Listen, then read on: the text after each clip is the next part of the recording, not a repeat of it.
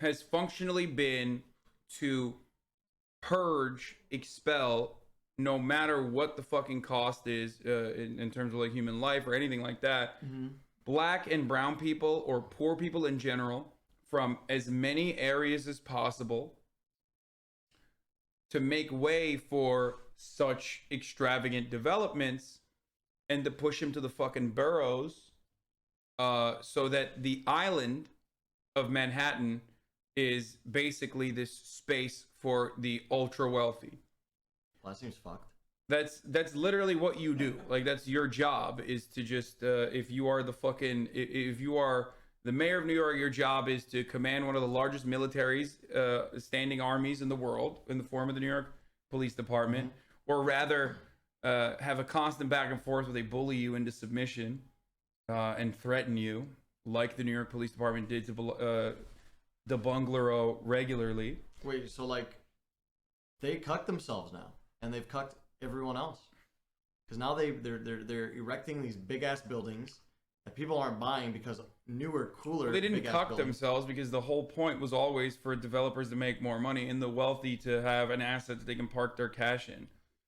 So that is the design of it. They cuck themselves in the form of like creating unaffordable housing. But yeah, they cuck. My bad. But I guess more so they cuck the fucking people in like the city. Yes, they have two different. Two competing interests always. You have these big ass buildings that do nothing.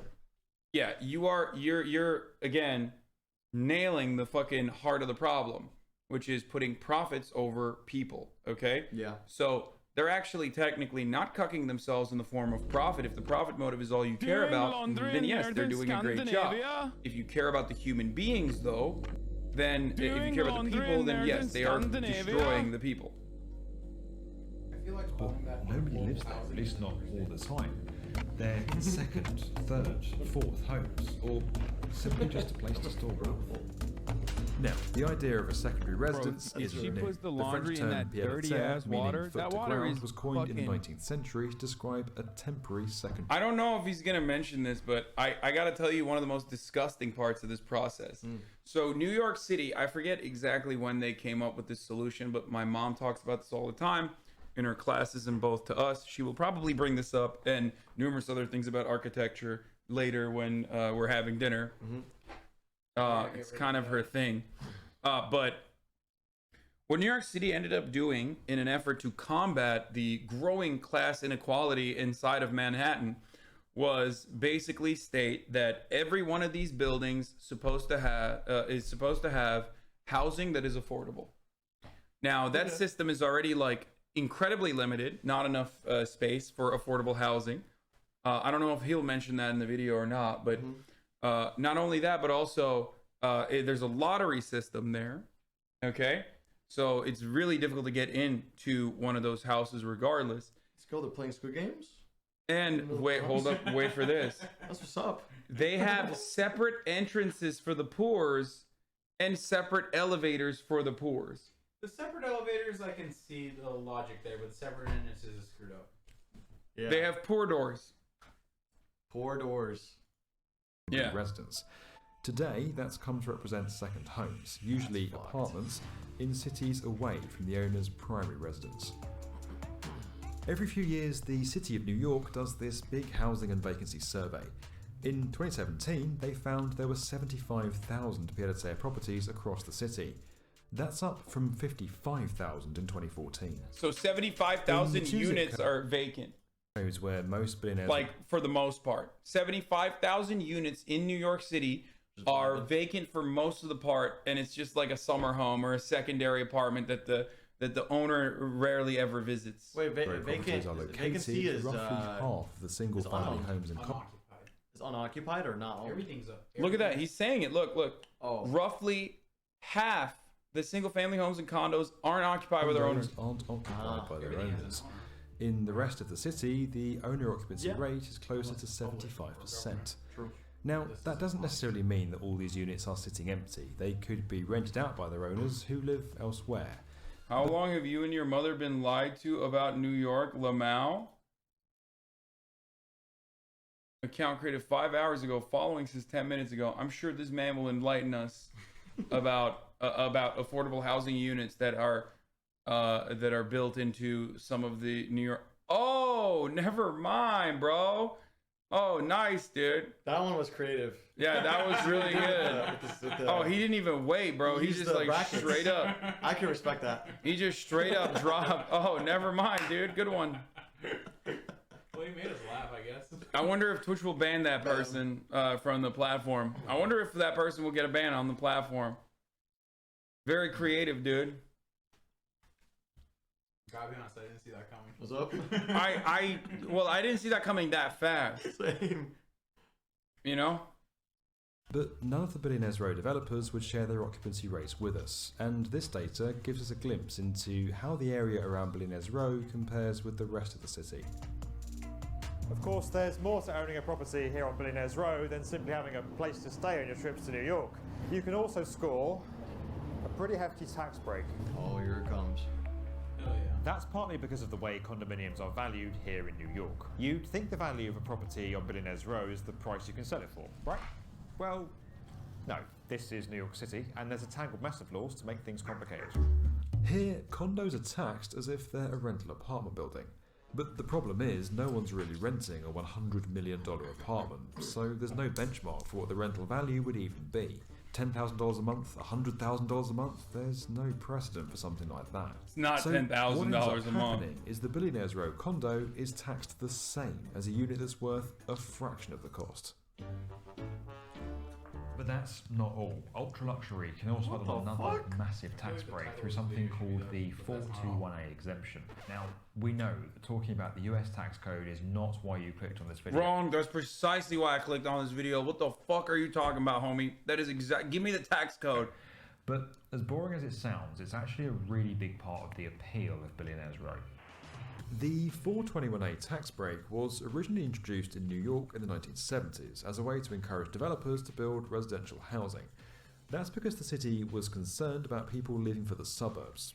Now, the rules have changed a lot over the years. Today, it's been rebranded as the Affordable Housing New York program. Essentially, developers can get up to 100% of their property taxes erased for a set number of years if a fifth of their development is classified as affordable housing.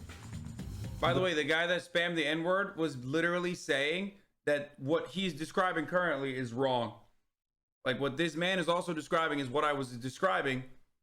And I think you're giving him too much credit. I But don't despite think he's none of the units in well 157 being anywhere near affordable to a non-billionaire, it still benefits from this tax break. How? And so if you can defer most, if not all, of the monthly real estate taxes to the developer, Wait, sorry, so and then also is the pass definition that of on affordable to just the like- owners, then the buyers would just jump on these options left and right. The New York City Independent Budget Office actually did a deep dive into 157's use of the 421A exemption. I've lived in a lottery apartment in Manhattan. There's not a pour door. Other tenants aren't told who's a lottery recipient or which units are lottery units.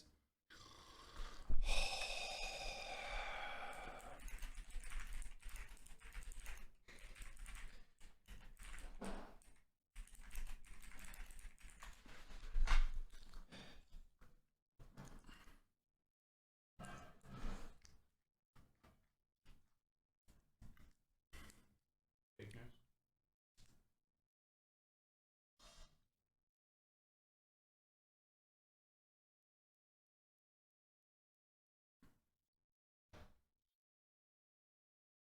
I mean, I'm just saying, like, it might not have happened. It might not have happened in your situation, but there is one that, I mean, there are definitely ones that, like, have it, okay? A pour door is a separate entrance to a multi-unit housing development for those living in expensive apartments. The term was coined by the local news site West Side Rag in August 2013, where it is used to describe a new development in the Upper West Side of Manhattan that has separate entrances for the more expensive market rate affordable housing tenants. What the expression pour door refers to is a separate entrance in lobbies and practice. Income segregated buildings may also have gyms, spas, elevators, rooftop gardens, storage areas, and playrooms that only the high income tenants can use. In my experience, it must not exist. What is that? I don't understand what's going on. I'm sipping fucking copium. Like, dude using his anecdotal experience to, like... They might have ended up banning the practice. They might have ended up banning the practice, but The article says de Blasio went after the concept. Now the low income is another building altogether. Oh, so they were just like, ah, fuck it. We're just gonna put you guys. Separate people. We'll just make a different building. Opinion: city has gone from allowing poor doors to permitting poor buildings. Oh, let's go. So they just like, they were like, oh, it's tasteless to have a poor door, so we're just gonna make it seem like what, the two buildings are actually in unison, side by side. So we're just gonna make your own fucking real estate. Wow.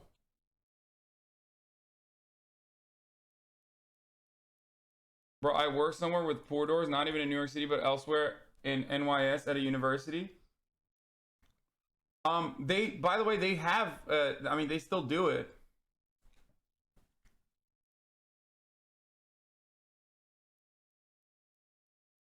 It's like, by the way, that's if you're lucky. Don't get me wrong. People would love to fucking live in a poor door apartment. Don't get me wrong.